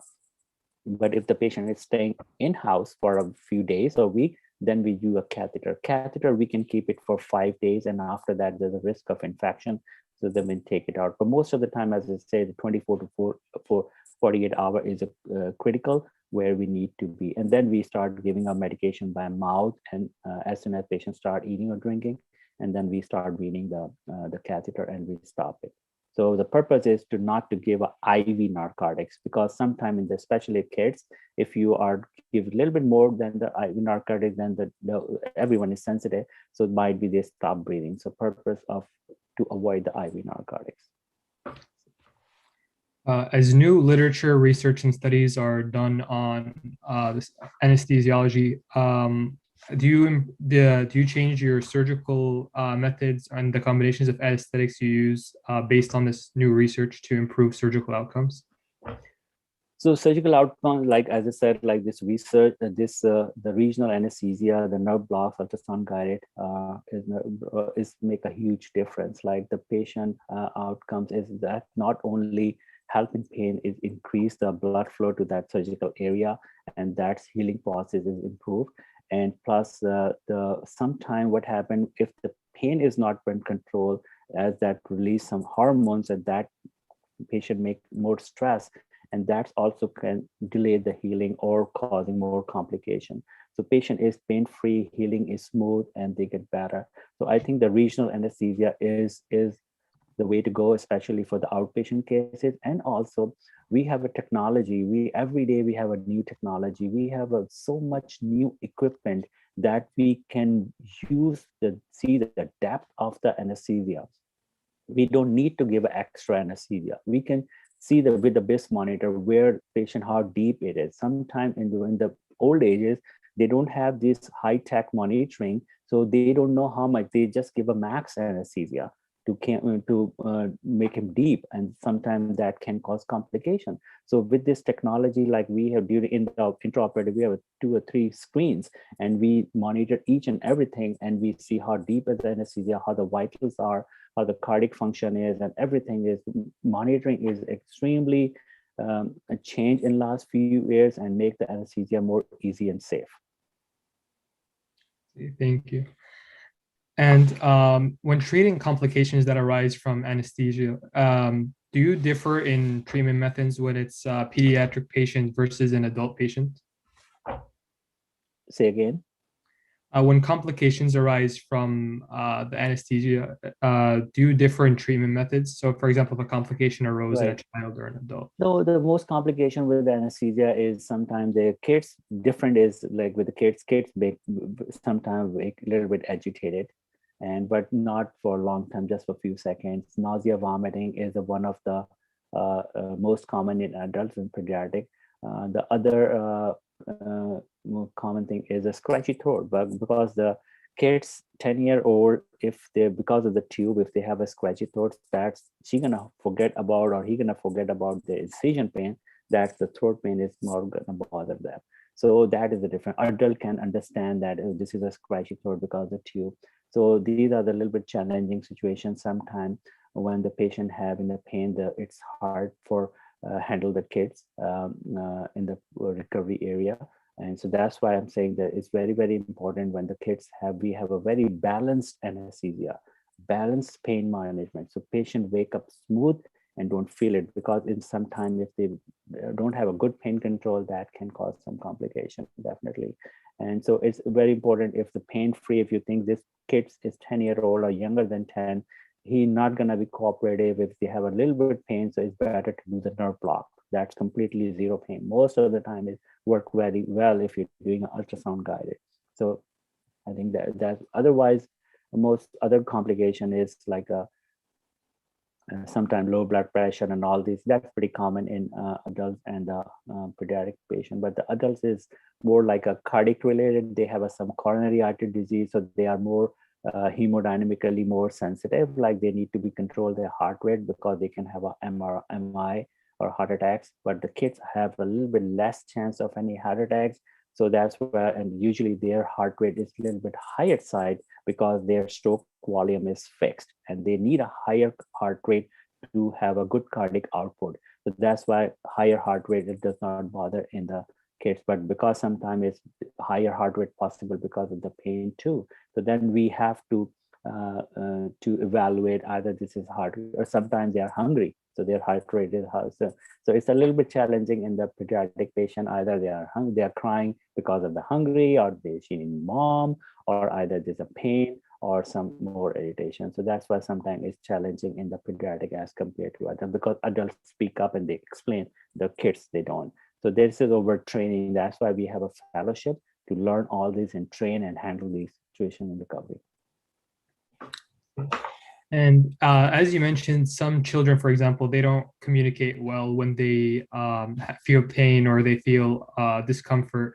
So in patients where there's some communication barrier, either children or people who aren't fluent, what are some of the methods used to help diagnose and treat the pain when you can't fully understand what they're going through?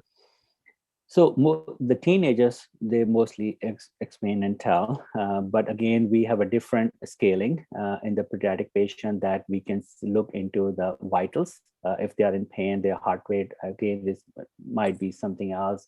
But again, we see a body posture, we see the eyebrows position, there, the pain, they can be different. And we have a different like a pain scales that at the different age group we use it, and that's during the pain fellowship.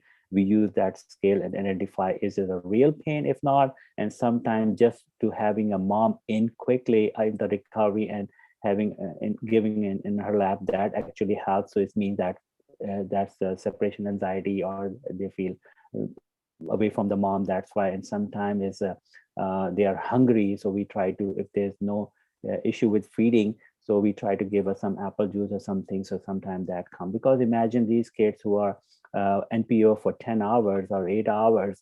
So they, after the surgery, they might be hungry. So most of the time when we deal, first thing we try to see if he's hungry, we try to feed him if it's indicated, or we try to bring the mom in quickly and give it to mom. And if the pain is persistent, then we try to give, we use some medication for calming down due to the short acting medication, because sometimes there is a possible, this is a agitation because of the anesthesia gases, there's a possibility.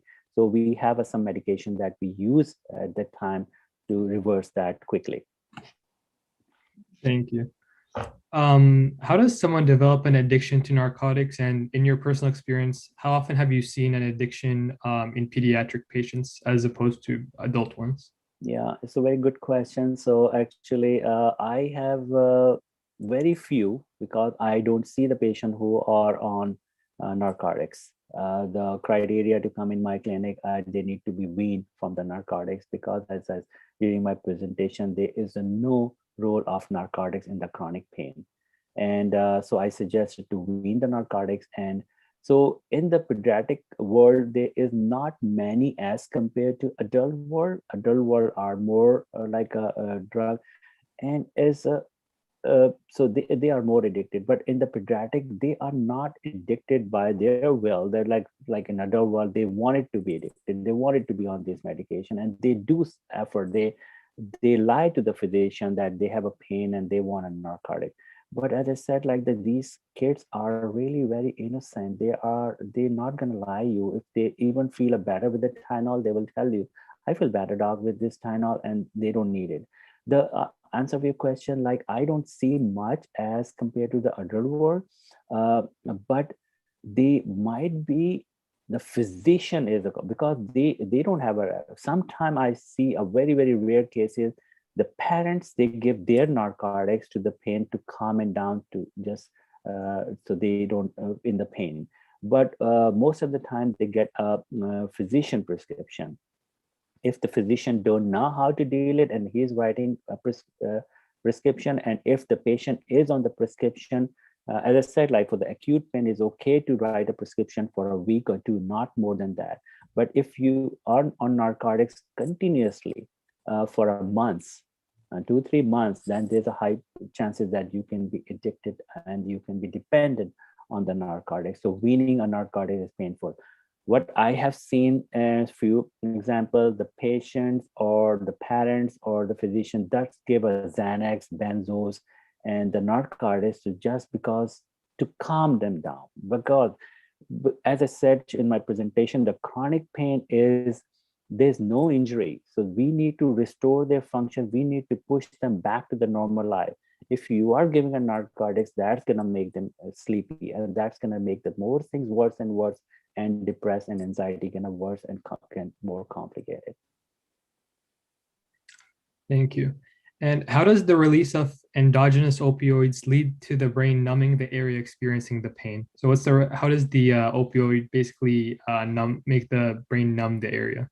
So as I show you one slide, like there's in the spinal cord, dorsal horn, there was an area where all the receptors are. And when the pain signals go from the one part of the body through the nerves to the spinal cord in the dorsal horn, and then travel up to the tract, to the thalamus, and thalamus to the cortex. So this is the whole pain track. So the dorsal horn is the area where these all receptors are. And when the opioids, either exogenous or endogenous, goes there and block that receptors and block that signals to the brain. When using exogenous opioids in pediatric patients, what are some of the safeguards that anesthesiologists use to decrease risk of dependence on it? So number one, as an anesthesiologist, if they're going for surgery, use the regional anesthesia, like the nerve blocks, that can minimize, and also use the non-narcotic pain medication. As I showed you in the slide, there was some other receptors that can also help to pain the control. Then why we have to be dependent on the narcotics? So, like for example, ENT surgery, we don't do narcotics, we use other non-opioid narcotics. If you have to use a narcotic, that's okay to use for the short-term intraoperatively short-acting narcotics, so that can minimize. If you are taking mostly intraoperative narcotics, IV narcotics cannot make you addicted. The only thing is when they go home and they write a prescription of the narcotics and they continuously taking, even they pain-free or less pain, that is the problem where a patient can be addicted and can cause problems. Have you ever treated patients who suffer from opioid-induced hyperalgesia? And Yes. If so, what is the most common way to treat? So opioid-induced hyperalgesia is good to hear from you guys that you know about that and you read about that. That's nice. So it looks like you did some more homework. So this is the thing is like if the patient is on persistent opioid for areas, like for example, sickle cell patient, that's very challenging because they have an acute crisis and they have a pain. So yes, I understand when the patient have an acute crisis, that's okay to take a narcotics. But when the crisis is over, then they should be wean narcotics immediately. Because what happened if they continuously on the narcotics, then they develop a opioid-induced hyperalgesia. So what happened when they have a patient already on oxycodone, on Percocet at home, and now a patient have a arcade, now he is dependent and he is resistant to that dose. So one day a patient come to the hospital again and admitted for this acute crisis, now you are giving a more narcotics on the top of the head that can make pain worse. So this is the opioid-induced hyperalgesia. If patient is getting a pain worse because giving a opioid, so this is a opioid-induced hyperalgesia. So in that situation, you need to do a multi-modular approach or multi-medication. Like you need to have a combination of other medication which are non-opioids like adjuvant, gabapentin, or Lyrica, ketamine infusion, lidocaine infusion for the acute crisis. And as soon as acute crisis is over, then again, I will suggest for these kids who are also because of the sickle cell patient who is on narcotics, on pain for a long time. So definitely they have a chronic pain at central sensitization. So they need to go to the chronic pain clinic where they need to be evaluate if there's any other factor that causing this pain or contributing. Like most of the sickle cell patients, they are deconditioned. So because of the decondition, and now they are weak and deconditioned. Now they feeling deconditioning as a pain because of the central sensitization. So that's why we need to treat these patients with the neuropathic pain medication or the nerve pain medication, TCA, SSRI. Sometimes they become depressed. So if you use that adjuvant, So that will help to minimize the use of the narcotics, and that will help to minimize to have a opioid-induced analgesia. Thank you. We had a couple of last questions regarding ethical dilemma cases. So a lot of our shadowers were interested in how, if you've ever experienced or had to manage an ethical dilemma case surrounding the topic of euthanasia. Yeah, I have of course, in a pain clinic, I can have a situations. So one of the situation where there's a patient who have some abdominal pain, and I was the parents was like some police officers, and they was pushing me to write narcotics because they think that's gonna help, and that's not helping in the pain. But that is, as I said, if you're giving a pain narcotics in the chronic pain, what the main is to just calming down the patient. So that is for 4 to 6 hours, and again that patient gonna when with this medication wear off, then they have pain again, and they're gonna keep taking, and they're gonna, once they are dependent, and at one point this medication not gonna be help, and they're gonna keep bumping up the dose.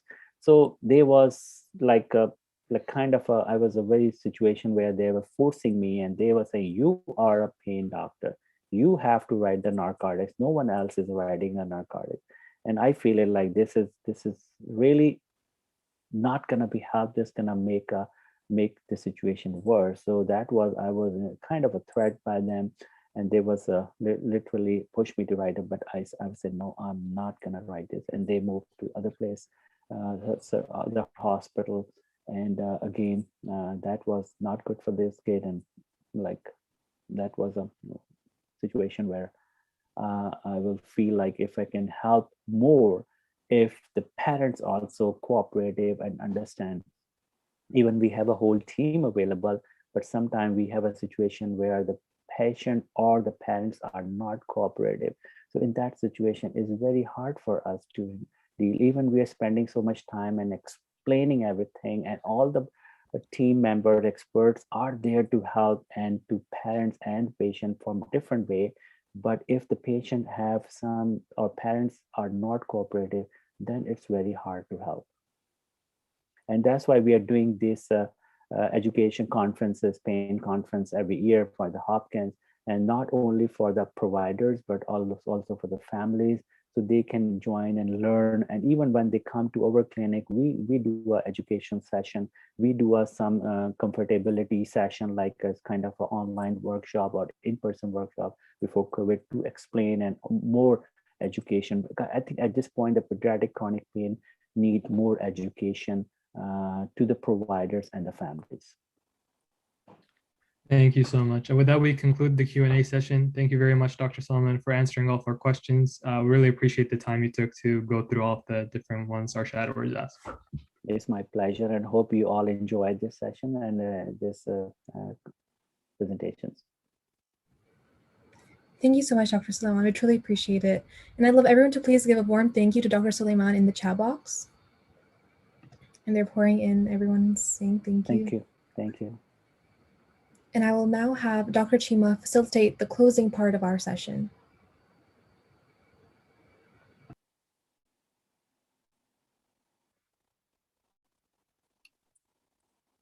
Hello, everyone. I hope you enjoy the knowledgeable facts with Dr. Suleman, and it will help you with your learning curve. I would like to introduce myself briefly. My name is Asma Chima. I graduated medical school from Rawalpindi Medical University in Pakistan. I completed my residency in internal medicine from University of South Florida and practicing internal medicine in Maryland and affiliated with University of Maryland Medical System. I'm humbled to share that I'm a published author in clinical research, and I have few publications in neuroendocrine tumors and infectious diseases. My other interest includes human psychology, and I keep polishing my skills to help patients. Let's go back to our first session that I mentioned, that we will have case simulations, history taking, and examination skills. And it's a little bit hard at this point for our volunteer physicians given pandemic, but we have a plan to do it at some point in time to help you with your skills. And I would like to thank you, Dr. Suleman, again. He presented a few cases so we can have a better idea how patient presents and how we can approach the patient and manage. Let's go back to our last week that we talk about self-care. We discussed one domain of self-care, or you can say one quadrant of well-being. It's very important. We said last week, it's not a race, it's a marathon, right? So you have to take care of yourself as well. So quick snapshot of what we discussed last week, we can complete another quadrant of self-care or well-being, but there are 4 domains of self-care, right? So we just discussed physical health, and it has 4 quadrants as well. And I use this acronym for myself that I didn't share with you last week. So this is how you can remember: self, S for sleep hygiene, E for exercise regularly, L for learn to manage stress, and F for food. So it's very important to make a habit of healthy eating and nutritious diet. Please make a habit of taking care of your physical well-being, as healthy body has a healthy mind. So to make it more interactive, please type in the chat box how many of you started taking care of your well-being or already doing it. Just reflect on what you learned about physical well-being from last week. Let's see if everyone started doing it. Okay, great. Joshua mentioned he started going to the gym. Awesome, great. All right, keep doing it. Okay, great. All right, so we got few responses. And our next domain, our next quadrant of self-care is emotional health, emotional well-being. And we call emotional intelligence as well. As Dr. Suleman mentioned about emotional trauma patient has gone through when they are in pain, and of course, all the emotional trauma for family as well. So it's very important to take care of your emotional well-being as well. And there's a concept, emotional intelligence. It was first introduced by Daniel Goleman in 1995, and he wrote a book on it as well, and you can read it if you are interested to learn more. He mentioned that emotional intelligence plays a vital role in our success, and it is as important as IQ. And the one study mentions that we have 27 emotions, and we need to manage to keep ourselves healthy. And there are 7 universal emotions like happiness, sadness, anger, fear, disgust, surprise, and contempt. Let's learn the anatomy of the emotional brain to better understand the concept. So there is one small structure in the brain called amygdala. So you can see over here, this small portion, and it's a roughly almond-shaped mass inside each cerebral cortex, and it is involved with emotions. And it's a part of the limbic system. As Dr. Suleman also mentioned about the limbic system, how it involves with the pain and all this stuff. And limbic system includes hypothalamus, hippocampus, amygdala, septal area, and limbic cortex. So there are 2 amygdalas on each side of the brain. So this small structure, amygdala, manages our emotions. And this is large portion of the brain is called the cerebral cortex, or we call it rational mind. So it helps with our critical thinking. So when we are in emotional state, our emotional mind hijack our rational mind and causes foggy thoughts, and we don't think clearly. So it's very important to understand your emotional state to manage it with your emotional intelligence. So emotional intelligence has 4 skills. So we also divide into 4 quadrants. It will be easy to understand and retain it. So in 4 skills, there are, first of all, is self-awareness. We call it self-actualization, or know yourself. This means you must be aware of your emotions, your motives, recognize yourself, know your strengths and weaknesses, know your confidence level, do accurate self-assessment to look into your weak areas and work on it to improve yourself. And next skill is self-management, or we can call self-regulation. This means to self-discipline yourself. Like how you can do it: control your impulse, be persistent in the face of frustrations, recognize your emotions, and channelize your emotions. And another aspect is adaptability. It means you are capable of adjust yourself to new situations or any new conditions that you come across. And another thing is take initiatives. It's the ability to assess and initiate things or start any new projects, and also includes your ability to motivate yourself to achieve your goals. It's very important. It's called self-motivation. And last but not least is anger management. So we see a lot of anger issues at our workplace and among our colleagues or students, even for ourselves. Sometimes we get angry, right? So how to manage the anger is very important. Manage the anger is a very strong emotion.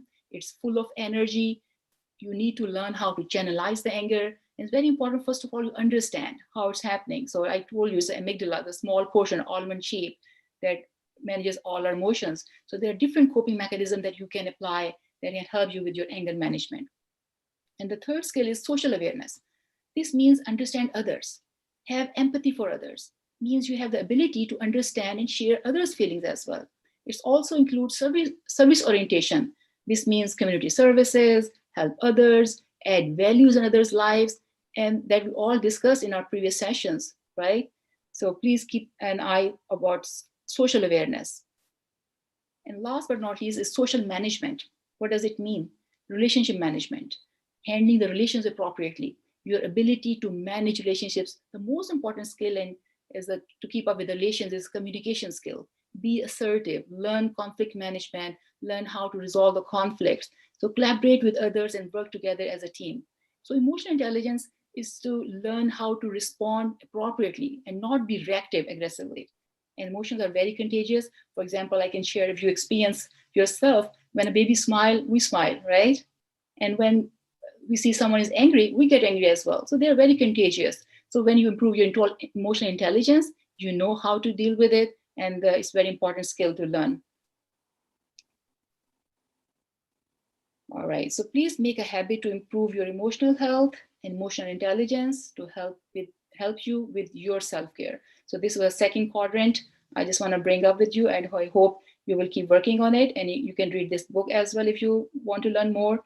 And next week, we'll talk about other two quadrants of self-care. And I will not take too much of your time. I would like to thank you, students, organizers of TeleShadowing team, campus ambassadors, and our volunteer physicians, especially Dr. Suleman joining us today for mentor the students. And at the end, I will wish you the best of luck, and it's a great reward. Thank you, everyone. Thank you. Good luck. Thank you, Dr. Suleman. Thank you again. Thank you. Thanks. Thank you so much, Dr. Chima and Dr. Suleman, for such informative and enlightening presentations. Now we're going to conduct our closing session with a few announcements. So first, we have had many of our students ask us about how to keep track of their shadowing hours for professional schools. So we have added a resources page on our website for your reference to keep track of your clinical experience, community service activities, and extracurriculars. Just make a copy of the Google Sheet after clicking on the gray box at the top right of the Excel sheet for you to edit.